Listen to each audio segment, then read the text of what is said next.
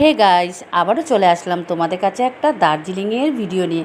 তো এটা হচ্ছে দার্জিলিংয়ের দ্বিতীয় দিনের ভিডিও। আর আমরা হোমস্টে দিয়ে খাওয়া দাওয়া করে বেরিয়ে গেছি, নিচে দাঁড়িয়ে আছি। আর আমাদের গাড়ির যে ব্যাগপত্র এগুলো আমার বর, সীমাদির বর, মনীষার বর সবাই মিলে গাড়িটায় মালপত্রগুলো ঠিকঠাক করে গুছিয়ে নিচ্ছে যাতে আমাদের কিছু থেকে না যায়।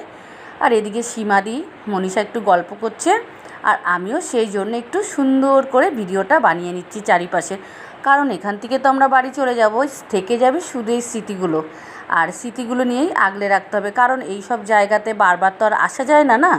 তো তারপরে ওখান থেকে আমরা আবার গাড়ি করে বেরিয়ে পড়লাম, এসেছি চা বাগান দেখতে। এখানেও একটা জায়গার নাম আছে, যাই হোক নামটা আমি মনে নেই, আর তাই তোমাদের কাছে আমি নামটা জায়গাটার বলতেও পারিনি। তারপরে শুধু দেখাবো তোমাদের চা বাগান। তো এসে তো ভীষণ আনন্দ হয়েছে, আর সবাই আমরা ভিডিও করতে শুরু করে দিলাম। সীমাদি ওদিকে ভিডিও বানাচ্ছে, আমি ভিডিও বানাচ্ছি।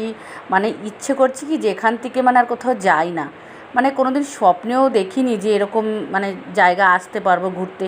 আর সত্যি দার্জিলিং না গেলে জানাই যায় না যে দার্জিলিংয়ে এত সুন্দর সুন্দর জায়গা আছে। আমি তো ভীষণ খুশি। আর এমনি পাহাড় বলতে আমি ভীষণ পাহাড়কে ভালোবাসি।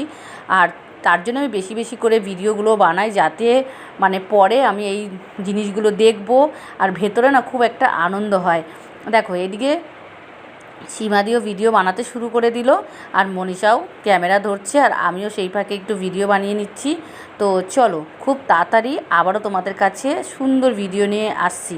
আর তোমাদের যদি ভিডিওটা ভালো লেগে থাকে তাহলে কিন্তু অবশ্যই লাইক করো, আর ছোট্ট একটা মিষ্টি কমেন্ট করো।